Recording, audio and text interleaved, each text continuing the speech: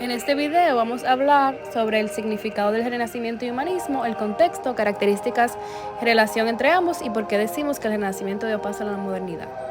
Primero vamos a hablar del Renacimiento y este es un término que se refiere a un periodo histórico que abarca aproximadamente desde el siglo XIV hasta el siglo XVII, principalmente en Europa, y se caracteriza por un renacer del interés por la cultura clásica de Grecia y Roma tras la Edad Media. Este periodo vio una explosión de arte, literatura, ciencia y pensamiento que marcó el comienzo de la era moderna. Entonces, ahora vamos a hablar del contexto histórico del Renacimiento. La crisis de la Edad Media fue dada por la peste negra, la guerra de los 100 años y las crisis económicas y sociales que fomentaron un deseo de renovación. También la caída de Constantinopla en 1453, que provocó la migración de eruditos bizantinos a Italia, llevando consigo manuscritos griegos y romanos. Por último, la invención de la imprenta en 1450 facilitó la difusión del conocimiento y las ideas humanistas. Ahora hablaremos sobre el humanismo, el cual es un movimiento intelectual que surgió durante el Renacimiento, centrado en el estudio de las humanidades, las cuales son literatura, filosofía, historia y otras disciplinas que enfatizan la dignidad y el potencial del ser humano. Los humanistas buscaban redescubrir y aplicar los valores y conocimientos de la antigüedad clásica. Entonces, en su contexto histórico están los estudios clásicos, el cual fue un renacimiento del estudio de textos griegos y romanos.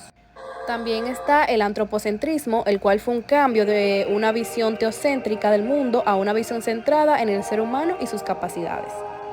Por último está el patrocinio, en el cual mecenas como los Medici financiaban artistas y estudiosos promoviendo la cultura humanista. Ahora voy a hablar sobre las características del Renacimiento y humanismo. Vamos a iniciar con el Renacimiento. Primero está el redescubrimiento de la antigüedad clásica, donde se dio la recuperación y valorización de textos y arte de Grecia y Roma. Desarrollo del arte, donde se dieron innovaciones en la pintura, escultura y arquitectura. También el progreso científico, donde se dieron avances en la astronomía, medicina, física y otros campos, ejemplificados por figuras como Copérnico y Galileo. También el individualismo, donde se dio énfasis en la capacidad y valor del individuo. Y por último, exploración y expansión, donde se dieron descubrimientos geográficos y expansión colonial. Ahora vamos a hablar sobre las características del humanismo. Primero está el estudios clásicos, donde se profundizaron en la literatura, filosofía y artes clásicas. Antropocentrismo, donde se dio un enfoque en la dignidad, valor y potencial del ser humano. Educación, donde se dio la reforma de los sistemas educativos basados en los principios clásicos. Crítica y curiosidad, donde se dio un análisis crítico de textos religiosos y seculares. Y por último, el secularismo, que aunque no es antirreligioso, el humanismo promovió un enfoque más secular en el estudio y comprensión del mundo. El Renacimiento y el humanismo están intrínsecamente ligados.